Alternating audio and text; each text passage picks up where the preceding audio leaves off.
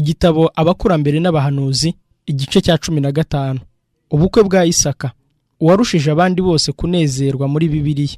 Iki gice gishingiye mu Itangiriro igice cya 24. Aburahamu yari ageze mu zabukuru, nyamara yari ashigaje gukora ikintu kimwe. Imana yari yaratoranyije Isaka ngo azamusimbure mu byo gukomeza amategeko yayo, kandi ngo azabe se w'ubwoko bwatoranyijwe, ariko yari atarashaka umugore. Abaturage b'i Kanani basengaga ibigirwamana, kandi Imana yari yarabujije abantu bayo guhana abageni nabo, kuko yari izi yuko iryo shyingirana rizatuma bayitezukaho. Isaka yari umunyamahoro. Iyo ashaka umugeni utubaha Imana, yajyaga kugira akaga ko kuba yakwica amategeko kugira ngo bumvikane. Mu bitekerezo bya Aburahamu, guhitamo umugore w'umuhungu we byari ingenzi cyane. Yifuzaga cyane yuko yashaka umugore utazamukura mu nzira y'Imana. Mu bihe bya kera, muri rusange, ababyeyi nibo bashakiraga abana babo abagore, kandi niwo wari umuco w'Imana. Nta barongoraga abo badakunda, ariko urubyiruko rwo rwayoborwaga no guhitamo ko ababyeyi babo bubaha Imana. Kari agasuzuguro ku babyeyi, ndetse cyari icyaha iyo umwana yakoraga ibinyuranye n'ibyo. Isaka yiringiye se, yanejejwe n'uko se abyitaho, kandi yizeye yuko Imana ubwayo izamuyobora muri uko guhitamo kwe. Uwo mukambwe yatekereje bene wabo babaga i Mesopotamiya. Nubwo batari bararetse gusenga ibigirwamana, bari bazi Imana nyakuri. Isaka ntiyagombaga kubasanga, ariko byajyaga gushoboka yuko muri bo haboneka usiga iwabo agafatanya nawe gukomeza gusenga by'ukuri Imana ihoraho. Aburahamu yahaye umugaragu we mukuru iyo nshingano, umugabo wari uzi byinshi kandi wagiraga ibitekerezo bizima, wari waramukoreye igihe kirekire kandi yaramubereye inyangamugayo. Amubwira kurahira yuko atazashyingira Isaka umukobwa w'Abanyakanani, ko ahubwo azatoranya umwari wo mu muryango wa Nahori i Mesopotamiya. Iyo hataboneka umukobwa wemera gusiga iwabo, uwo mugaragu ntiyajyaga gufatwa n'iyo ndahiro. Uwo mukambwe amutera ubugabo, amwizeza yuko Imana izahira urugendo rwe. Aravuga ati, Uwiteka Imana nyir'ijuru yankuye mu nzu ya data no mu gihugu navukiyemo, izatuma marayika wayo akujya imbere. Iyo ntumwa ntiyatindiganya, iragenda. Ajyana ingamiya 10 z'abantu bari bamuherekeje n'abazaherekeza umugeni, ndetse n'impano yo guha uzaba umugore n'inshuti ze, maze agenda urugendo rurerure cyane, arenga i Damasiko, agera mu bibaya bihana imbibi n'uruzi runini rw'iburasirazuba.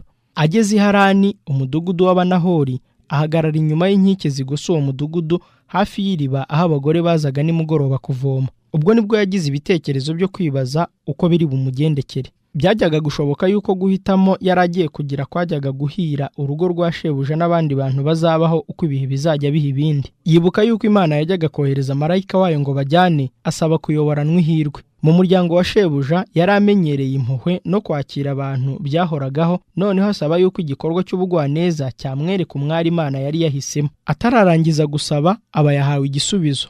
Mu bagore bari bari ku iriba, ingeso z'ubugwaneza z'umwe zimukora ku mutima. Ubwo yari avuye ku iriba, uwo muntu batari baziranye aramusanga, amusaba amazi kuyo yari atwaye ku rutugu rwe. Amusubizanya ineza ndetse amwemerera no kuhira ingamiya ze. Uko niko ikimenyetso yashakaga cyatanzwe. Uwo mwari yari umunyagikundiro cyinshi, kandi no kugira neza kwe atazuyaje byerekanye umutima w'impuhwe na kamere itagira kuzarira n'ubunebwe. Kugeza ubwo ukuboko kw'Imana kwari kukiri kumwe nawe. Uwo mushyitsi amubaza iwabo bari bo, maze yumvise yuko ari umukobwa wa Betuweli mwishywa wa Aburahamu, yikubita hasi asenga Uwiteka. Uwo mugabo amubwira icyo apfana na Aburahamu. Uwo mwari asubiye imuhira avuga uko byagenze, maze Labani musaza we ahera ko ajya kumuzana ngo bamucumbikire. Eliyezeri yanga gufungura ataravuga ubutumwa bwa sebuja, isengesho yasengeye ku iriba, nuko byagenze kose. Maze aravuga ati, nuko nimushaka kugirira databuja neza, ntimumurerege, nimumbwire. Kandi nimutabyemera, nimumbwire, nanjye mpindukire njye iburyo cyangwa ibumoso. Abona igisubizo ngo, ibyo bivuye ku Uwiteka, nta kindi tubasha kukubwira, ari icyiza ari n'ikibi. Dore Rebeka ari imbere yawe, mujyane abe muka mwene shobuja nk'uko Uwiteka yavuze. Rebeka ubwe bamubajije niba yari kuzajya kure hangana hatyo kuva iwabo akajya gushyingirwa umuhungu wa Aburahamu, yizeye yuko Imana yari yaramutoranyirije kuba umufasha wa Isaka, maze aravuga ati, turajyana. Uwo mugaragu atekereje umunezero shebuja azagira, yumva ashaka gusubirayo vuba, maze mu gitondo barahaguruka barataha. Aburahamu yari atuye i Berisheba, kandi Isaka wari uragiye amatungo mu gihuru bari baturanye, yari yasubiye ku ihema rya se kuhategerereza intumwa iri buve i Harani. Isaka arasohoka ajya kwibwirira mu gasozi nimugoroba, yubura amaso abona ingamiya ziza. Rebeka yubura amaso abonye Isaka ava ku ngamiya. Abaza wa mugaragu ati, uriya mugabo ninde ugenda ku gasozi tugiye guhura? Uwo mugaragu aramusubiza ati, ni databuja. Rebeka yenda umwenda we yitwikira mu maso.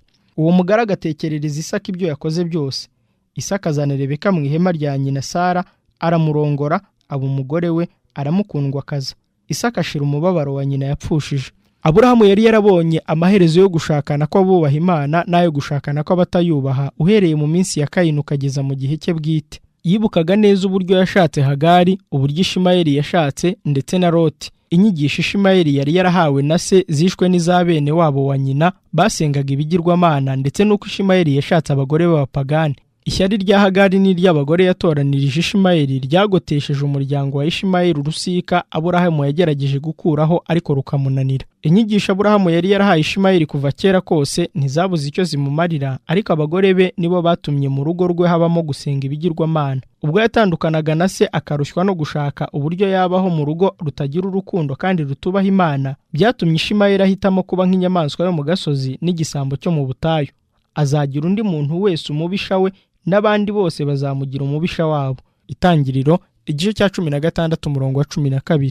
Nyuma mu minsi yo kubaho kwe yarihannye agarukira Imana ya se, ariko ikimenyetso cy'imico ye urubyaro rwe rwamukomoyeho nticyasibanganye. Ishyanga rikomeye ryamukomotseho ryari ry'abanyamahane n'abapagani. Umugore wa Loti yarikundaga, ntiyakundaga idini, maze atuma umugabo watandukana na Aburahamu. Ariko Loti we ntiyifuzaga kuguma i Sodomu. Kubw'umugore we n'abantu yabanaga nabo muri uwo mudugudu mubi, bajyaga gutuma Loti atezuka ku Mana iyo Aburahamu ataba yaramuhaye kera inyigisho zihamye mu kwizera. Nta muntu wubaha Imana ubana n'utayubaha ngo abure kugira ingaruka mbi. Mbese abantu babiri bajyana batasezeranye? Amosi igice cya 3 umurongo wa 3. Umunezero no gutera imbere mu rugo bigengwa n'ubumwe bw'abashakanye, ariko hagati y'uwizera n'utizera hari itandukaniro rikomeye mu byo bakunda no mu byo bagamije. Uko imibereho y'umuntu yabitunganye kose, ntibyabuza umugore we utizera kuba yamutandukanya n'Imana. Umuntu wese ushatse atarahinduka mu myizerere ye kubw'amasezerano aba afite inshingano yo kudahemukira mugenzi we naho baba badahuje kwizera. Nyamara ibikwiriye kugirwa nyambere y'ayandi masano yose tugirira ku isi n'iby'Imana ishaka, nubwo hashobora kuvamo ibigeragezo n'akarengane. Umwuka w'urukundo no kuba inyangamugayo ushobora gukiza umuntu utizera, ariko gushaka umuntu utemera Imana birabujijwe muri Bibiliya.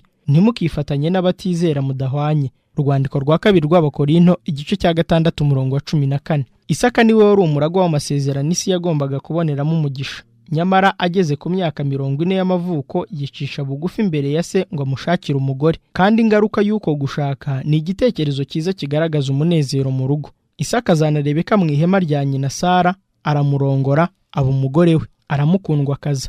Isaka ashira umubabaro wa nyina yapfushije. Kenshi abasore bibwira yuko gushaka abo bakunda ari bo bireba bonyine, kandi ko nta wundi ukwiriye kubigishwamo inama. Batekereza yuko bo ubwabo bafite ubushobozi bwo kwihitiramo ababyeyi babo batabafashije. Kenshi imyaka mike bamara bashakanye ibereka ifuti ryabo, ariko biba bitagifite igaruriro. Bwa bwenge buke no kutifata byatumye umuntu ahitamo atitegereje, butuma icyo cyaha kiba kibi bihagije kugeza ubwo abashakanye bibabera umutwaro uruhije. Muri ubwo buryo rero abantu benshi bangiza umunezero wabo muri ubu bugingo no mu bugingo buzaza. Niba hari igihe Bibiliya yakenerwa nk'umujyanama, niba hari igihe ubuyobozi bw'Imana bukwiriye gushakirwa mu masengesho, ni imbere yo gutera intambwe ibafatanya by'iteka ryose. Ababyeyi ntibakwiriye kwibagirwa inshingano yabo yo gutegura umunezero w'abana babo mu gihe kizaza. Igihe Aburahamu yabwiraga abana be kubaha ababyeyi, imibereho ye y'umunsi wose yerekanaga yuko bitarimo kwikunda cyangwa igitugu, ko ahubwo biba bishingiye ku rukundo n'imibereho myiza n'umunezero wabo.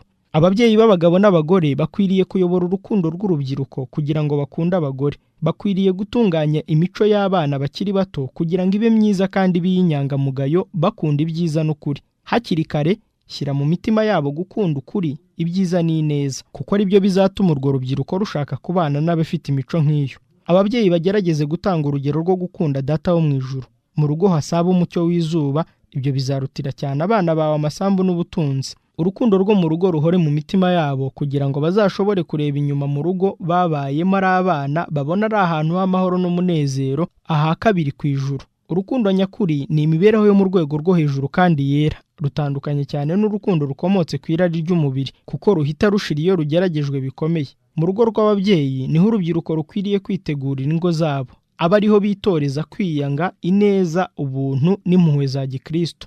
Uzava mu rugo nk'urwo akaba umutwe w'urugo azamenya uko yashakira umunezero we yatoranyije ngo amubere umugore mu buzima bwe. aho kugira ngo gushaka kuba iherezo ry'urukundo kuzaba intangiriro yarwo gusa.